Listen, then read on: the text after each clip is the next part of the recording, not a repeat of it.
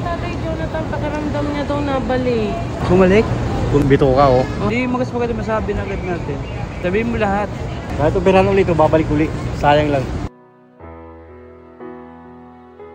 Pagkatapos nga ng 7 days at operasyon ni Tatay Jonathan ay kailangan niyang bumalik para sa follow-up check-up niya naman. Paalis pa nga lang kami, wala naman akong naramdaman na kung ano kasi nakangiti pa nga si Tatay Jonathan. Masaya pa nga kami nag-uusap sa loob ng sasakyan tapos ang dami ko pa nga itinanong sa kanya. At biniro ko pa nga siya dito tungkol sa bag niya. Hey Jonathan, mag-goodbye ka na dito sa bag mo. At sa mga ngiti niyang to, hindi ko nahalata o naramdaman na meron na pala siyang mga pinag-aalala. Kumusta ka naman, Tatay Jonathan? Okay naman. Yung ano mo, yung sugat mo? Okay. Tuyo. Tuyo, pero mag-ingat pa din Tatay Jonathan ha, kasi syempre yung loob niyan hindi pa talagang tuyo. Pero medyo ano na yung mukha mo ngayon. Nakakakain ka na ng ayos? Oo. Anong mga kinakain mo? Lugaw-lugaw o yung normal na? Normal na. Okay naman. Salamat talaga sa Panginoon ngayon. Follow check-up mo naman na. Diba? Sana magtuloy-tuloy na. Habang nasa biyahe nga kami, sa pag-uusap namin, may pakiramdam ako na parang may mali o may problema. Kasi kapag kinakausap ko si Tatay Jonathan, hindi siya makatingin ng diretso sa mga mata ko. Hindi kagaya noon na kapag nag-uusap nga kami, lagi siyang nakatingin ng diretso sa akin. Hanggang sa eto na nga yung ikinagulat ko habang nag-uusap kami. May bigla nga siyang sinabi sa akin tungkol dun sa mga nararamdaman niya. Bigla talaga akong nag-alala kasi sobrang seryoso niya. Kaya nga bigla ko agad tinawag yung asawa ko. Sabi ni Tatay Jonathan, pakiramdam niya daw nabalik. Hindi, meron na nga. Bumalik. Bumalik? Kunti. Hindi, talaga kahit bumabalik ang gusto. Sabihin natin sa doktor. Hindi mo kasi maganda masabi na agad natin.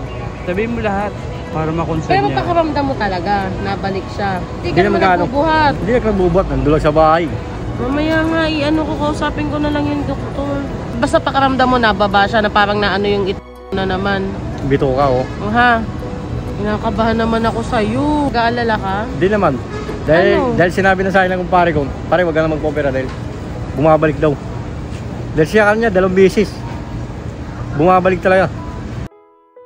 Ang ginawa ko nga ay pinakinggan ko na lang muna yung mga nararamdaman at gustong sabihin ni Tatay Jonathan. Pinakalma ko na nga lang muna siya at sinabi ko sa kanya na sasabihin ko na lang lahat sa doktor. At sinabi ko sa kanya na antayin na lang namin kung ano yung sasabihin ng doktor at wag na muna siyang mag-alala. Bigla nga akong naawa kay Tatay Jonathan nung bigla niyang sabihin ang mga salitang to. Nahiyak sa inyo.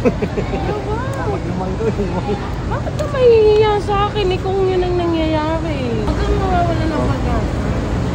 At dinaanan ko na nga rin muna si Kuya Bong para malaman niya na nandito nga kami. At binanggit na nga ni Tatay Jonathan kay Kuya Bong kung ano nga yung mga nararamdaman niya. Kaya sinabihan ako ni Kuya Bong na ako na lang yung makipag-usap sa doktor para mas maintindihan ko. At para mas maipaliwanag ko sa doktor kung ano talaga yung mga nararamdaman ni Tatay Jonathan. At nung si Tatay Jonathan na nga yung check up nakausap ko na din yung doktor niya. Maayos naman yung mga pag-uusap namin ng doktor at maayos niya rin na paliwanag sa akin. Kaya tama lang yung sinabi ko kay Tatay Jonathan na wag na muna naming pangunahan yung sasabihin ng doktor niya. Kasi yung doktor niya lang ang nakakaalam ng lahat. At sa pag-uusap nga namin ng doktor ni Tatay Jonathan kung sino nga yung nag-opera sa kanya, sabi nga ng doktor ni Tatay Jonathan wala daw dapat ipag-alala si Tatay Jonathan. Kasi hindi daw basta-basta bababa yung bitukan ni Tatay Jonathan or hindi daw yun babalik sa dati. Kasi meron daw silang nilagay doon na parang kulambo na sumasalo o protection. Ang kailangan nga daw gawin ni Tatay Jonathan ay magsuot siya ng supporter. At kung ano nga daw yung dating lifestyle na ginagawa ni Tatay Jonathan ay hindi niya na pwedeng gawin ngayon. At kung may nakikita o may nararamdaman man daw si Tatay Jonathan na parang umbok, wala daw dapat ipag-alala kasi yun ay balat na lang. Kasi nung nag-expand nga daw kasi yung itlog